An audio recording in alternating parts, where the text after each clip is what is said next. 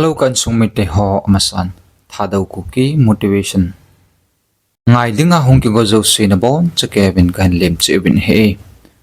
tu ni kho pha na hin ngai khom deu che hi a hele focus hong hi ding he he che focus pe ham ati hala ito oi tham na lunglut ta le lungpet ta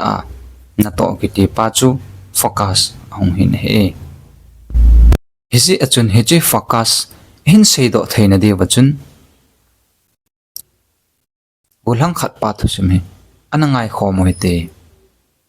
chule azon age anangai che ding ni bon che Kevin hung ki te mu bin he masang lai pe hen khosung khat hen gulhang chapang khat he anomen he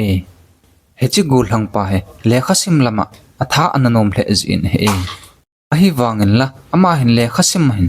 phat ananei hlom zin he azi chu ama hin a in sungjong avet kul hi ze in ni se le lo lamin achi zin na atong zin he chule nilha phat le in lam ahong kile zitan in ahong thun jitenga hele lekha chom chakhat asim zin a i mu zitan azi chu sunil huma na tong chol pum hi ji je nin lekha jong adei bangin asim thei ji pun he phat le ni kho hong chalin a hi le phat khat hen ama he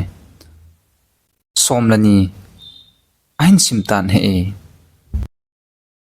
chuin khosung mi ho ahong ki hovun hechi golang chapang pa he ei ho khosunga dingin class somlani class 12 simma sapen golang khat ahong he do tan he tin aki ho ta bin he tung mi hon jong hechi golang chapang pa le khasim thanop dan chu he so Kevin he en la wang sit ten hechi golang chapang pa he a result ahong out pha hen ten subject khat hen ahong fail khatan hechi golang chapang pa he subject khanin ahong fail ti hosung mi hon ain het do pha na bachun anui sanun aln ain ho pantawin chule to num na in ain nei pantawin he lowa achi ji tinga hi jong le aloi le gol cheng hon jong to num na le nui sanin anei jingwin hi hechi golang chapang pa hen mi ho se sit na le mi ho dem na le mi ho to nom na chu angai khop wal tan he achu pha na hen ama he te se pu khat kom hen achi tan chuin te se pu koma hetin asai tan hi hepu lo langa ka chi ting le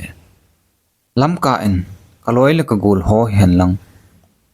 mi hon to nom na le nui sa nan ei nei jibin kangai khop khle jing tan hi ati tan hi achu pha nin te se pun ti chu hi a hele thil khat bolin khon khat hi lan lang he che khon a chun bong noi sung dim se nin chule na chi ki tinga hele he chi khona na choi bong noi chu suza hit be in ati pi tan hi kulhang chapang pan te se pun hil cha ma bangin he chi a khon choi chu lunglut ten a chojin lo lam chu azun kit tan he hechin ni kho achun alung lut na le alung pi dan ji achun azit ave a sei seding hon le adem ding ho thu sei le la sa ho cha khat cha anaza phatapun he hechi thu sima ko na hin mu to ochu ahi a hi le ina to e tham na a hi lung lut ta le gun chu na nei ta he na e to a hi le Izit iveya husa malama eisu hat mo the eisu no pha the eisu lamwai the ho akona jong e hoi do theyu hi ga te ka dingin camera jong khu vevin a subject pa inbo focus abolin hi dang se khu blur abol jitan he akimu do jita pun he nangin jong heta banga chu nana to na tham na a chu letup kichi nei puma na tham na a chu nalung na pi nga jin hi iting chule adang cheng se cho ama le ama blur hitante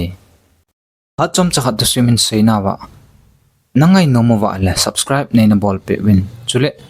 ka video apat na kona azon ge hin ngai zo se chunga na bon chakevin ki pa thu sim zo lo khan phonge ba na video tha ong thon kit ka se na bon chakevin dam sel ta bin